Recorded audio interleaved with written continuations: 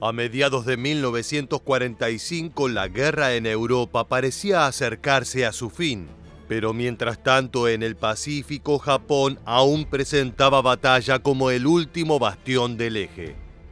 Durante las operaciones para liberar Filipinas, los pilotos estadounidenses compartieron batalla con un nuevo grupo que acababa de ingresar a la guerra, el Escuadrón 201 de México.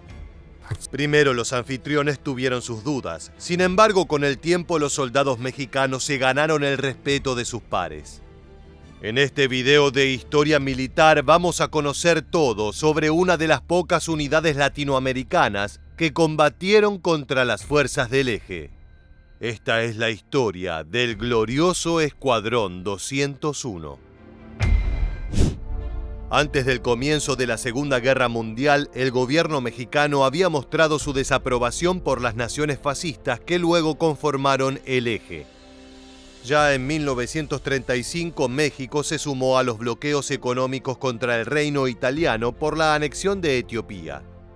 Luego, en 1938, México protestó internacionalmente tras la anexión de Austria a la Alemania nazi, lo cual es significativo si tenemos en cuenta que los vecinos países de Francia y Reino Unido se mantuvieron en silencio. Pero la situación no era tan sencilla, ya que México también tenía relaciones tensas con la Unión Soviética y el Reino Unido por motivos políticos y económicos. Es por ello que una vez iniciada la guerra en 1939, México optó por permanecer neutral, al menos hasta que el devenir histórico se lo permitió. Sin embargo, la neutralidad no impedía al gobierno mexicano condenar la agresión contra la soberanía de naciones democráticas. México reconoció el gobierno polaco en el exilio, criticó la invasión soviética a Finlandia y las alemanas a Noruega, Holanda, Bélgica, Grecia y Yugoslavia. En abril de 1941, el gobierno de Ávila Camacho ordenó la incautación de los barcos alemanes e italianos en puertos nacionales. Entre los buques incautados estaba el Lucifero, que pasaría a llamarse Potrero del Llano. Se hizo evidente que el gobierno de Ávila Camacho sostenía una neutralidad simulada. El apoyo de México era claramente para los aliados. La nación azteca vendía petróleo a varios países, siendo su principal cliente Estados Unidos. Este comercio naturalmente no convenía a las potencias del eje, motivo por el cual los submarinos alemanes amenazaron a los buques mercantes de México, advirtiendo que esta actividad podría tener severas consecuencias. Los nazis cumplieron su promesa. El 13 de mayo de 1942, un submarino germano hundió el buque petrolero Potrero del Llano. Al cabo de una semana llegó el segundo ataque. El buque Faja de Oro fue a parar al fondo del Golfo de México, torpedeado por un submarino nazi. Así fue como el 22 de mayo de 1942, tras una sesión extraordinaria del Congreso, México pasó a declararle la guerra a las potencias del eje. Se creó el Servicio Militar Nacional y Estados Unidos cooperó con armamento para mejorar las capacidades del ejército mexicano. En simultáneo, las propiedades de ciudadanos alemanes, japoneses e italianos fueron incautadas. Aún así, para el gobierno, el papel de México no estaba en el campo de batalla, sino en preparar sus defensas y proporcionar recursos a los aliados. Las agresiones alemanas continuaron y entre junio y septiembre de 1942 los U-Boot hundieron 4 barcos más: Tuxpan, Las Choapas, Oaxaca y Amatlán. Estados Unidos evaluó instalar una base militar en la península de Baja California, pero las gestiones no tuvieron éxito. No toda la población mexicana estaba de acuerdo con participar en una guerra que parecía lejana y propia del viejo continente. Una encuesta reveló que más de la mitad de los civiles preferían no involucrarse. Para cambiar la opinión pública, el gobierno comenzó una campaña propagandística en la que justificaba su decisión, utilizando a Rodolfo Chacón, sobreviviente del Potrero del Llano, como centro de la propaganda. Para 1943 ya estaba claro que era difícil que las esquirlas de la guerra alcanzaran a América Latina, por lo que una participación directa y simbólica de parte de México era viable sin temor a represalias por parte del eje.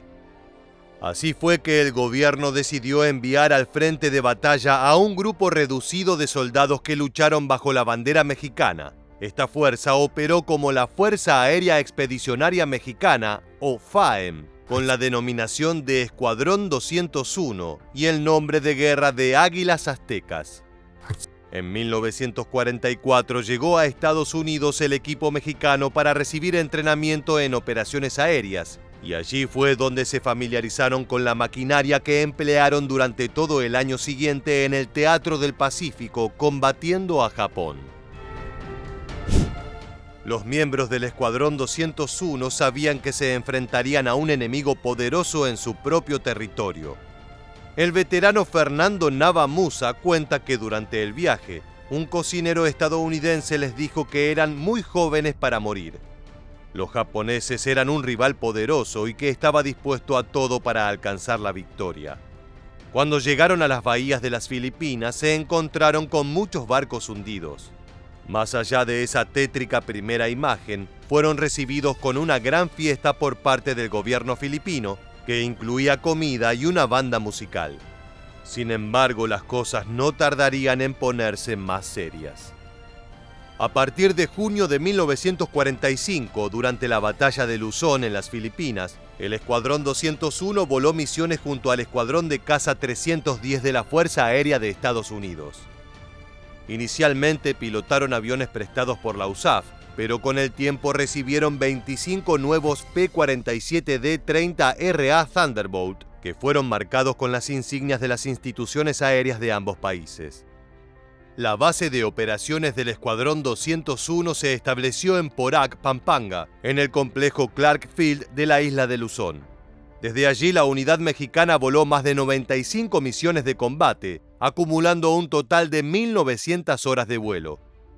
Cuentan las historias que en una oportunidad el teniente Reinaldo Pérez Gallardo pilotó un P-47 Thunderbolt sobre posiciones japonesas que fueron regadas con rondas de calibre .50.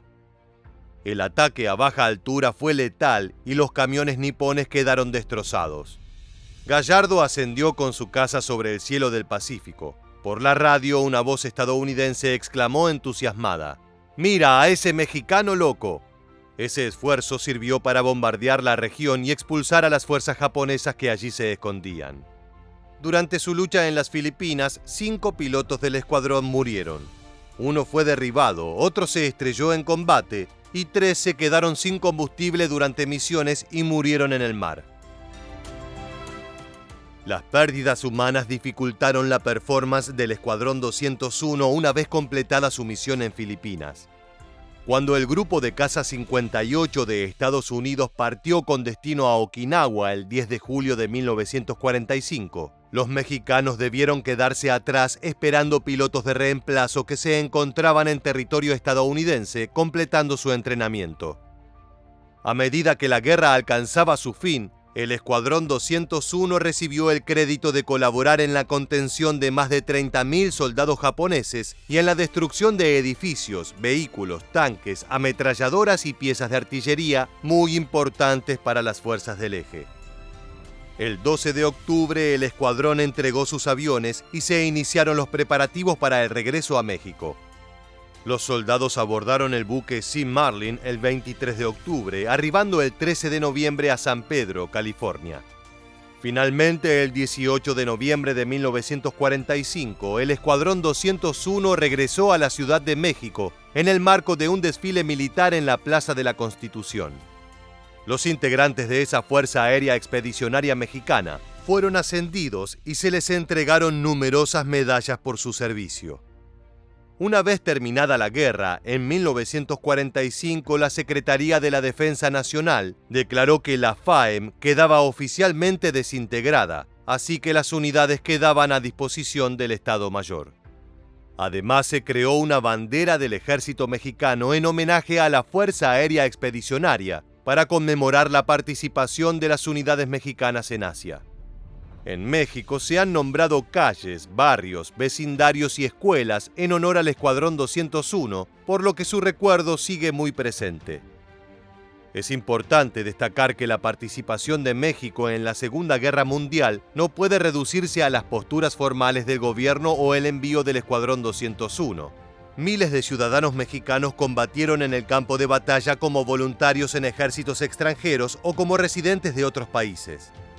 Por ejemplo, dentro del ejército de Estados Unidos se incorporaron cerca de 250.000 jóvenes de origen mexicano durante el conflicto.